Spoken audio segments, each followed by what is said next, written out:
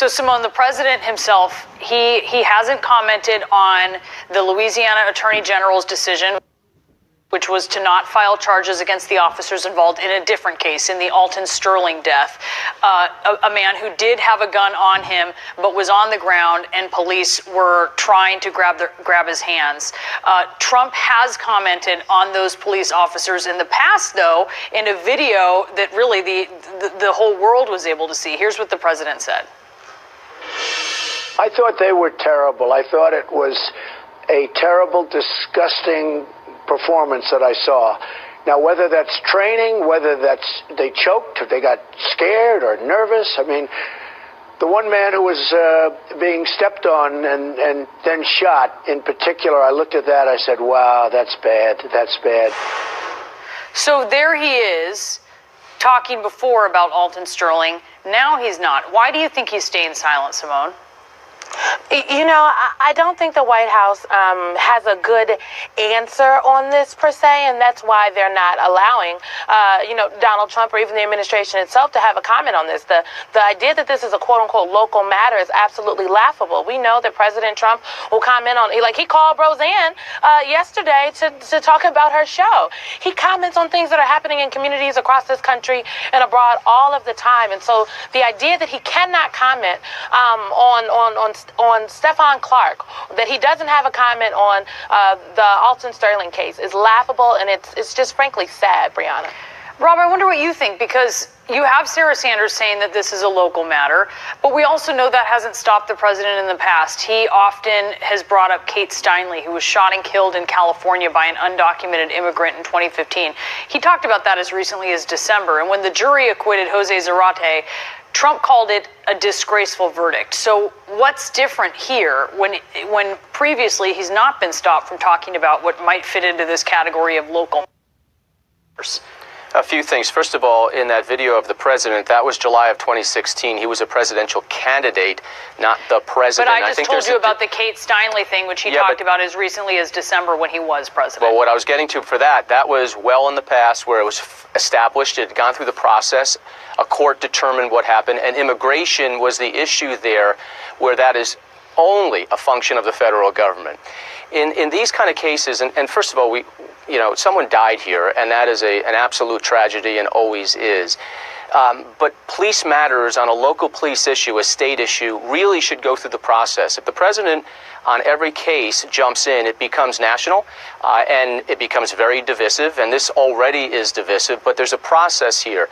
In California, for instance, they've already asked, Sacramento has already asked the Attorney General to do an investigation in the state of California, and I think that's the process that we should take. And I think, right now, discretion is better than coming out and tweeting about something where he doesn't even have the facts. I'm sorry, what facts do we... Brianna, these are the facts that we do have. Stephon Clark was in the backyard of his grandmother's house, the house that he lives in. Well, actually, can I just stop real quick, Simone, because we're talking about Alton Sterling, and actually at this point, Rob, I would disagree with you, because it's now settled. Stephon Clark, yes, ongoing. Alton Sterling, that was decided this week by the Louisiana Attorney General to not pursue, so it's not in progress. Well, no, but they were cleared, too, and they were cleared with a lot of different investigations. It's not in progress, though. You were saying he should wait. I mean, this is done. That one's done. I was talking about Sacramento. On the issue of Louisiana, does he have to get involved in everything? I mean, that case cleared the officers where the suspect was on meth and on cocaine, repeatedly failed to listen to police officers. So, and there's, pardon me, look, we don't want him to get involved in every incident. Excuse me. Are we really going I really think it's problematic here. He had a gun. I really think Simone, no, we please. don't know that he's reaching for a gun. Look, I really think it's problematic here when we start to demonize. I really think it's problematic here when we start to demonize the victims in these cases. Why the question on the table is, why can Donald Trump comment on everything else, but when it comes to issues that do not fit his political narrative, we cannot hear from this White House? I think that's problematic. I'm not going to sit here and let you say that Alton Sterling was basically a criminal that was reaching for his gun and deserved to get shot, because guess what?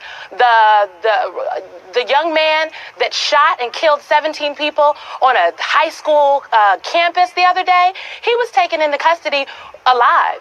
Dylan Dylan Roof, who walked into a church and shot 9 people, he was taken into custody alive and then was taken to Burger King to get a burger before they took him to jail. So the problem here is, it seems as though that when we have suspects or people who are engaged in situations with police officers that are a little bit more melanated than some of our counterparts, they seem to not make it out of the situations alive. They do not get due process. They do not get to go through the process, and they're not given the benefit of being innocent until proven guilty.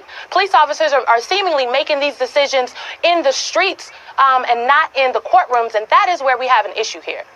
You have a split-second decision that needs to be made. In the case in Louisiana, they were going knowing that the person, or at least the call was the person had a gun. In fact, he did. They tasered him. They couldn't apprehend him. He wasn't listening. He was also on drugs. But Rob, in the Sacramento case, why not have the president? I mean, look, I'm not saying he has to issue his verdict on this, but the idea that they thought there was a gun, there wasn't a gun, there was a self.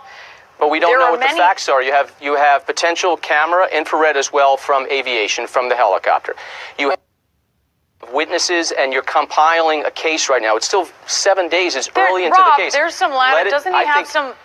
Doesn't he have some ability to say something without getting in the way? What do you want him to say?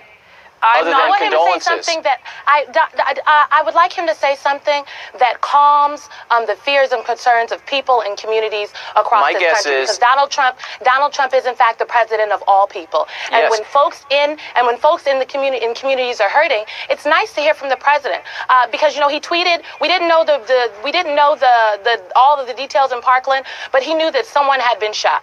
And so thoughts and prayers, even though thoughts and prayers are not enough. Parkland was pretty clear cut. Parkland was pretty clear cut.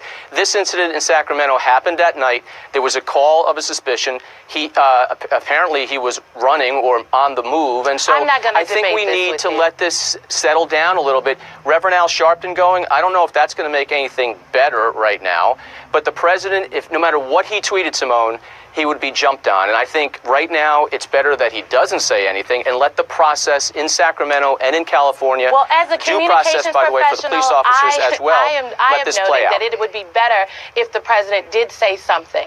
They need to, as a communications professional, no matter what he tweeted, the president absolutely should have said something. If he tweeted my condolences and prayers, you would jump on him, right? Rob, thank you so much. I'm seconds away from jumping on you in this conversation. We won't know. We won't know at this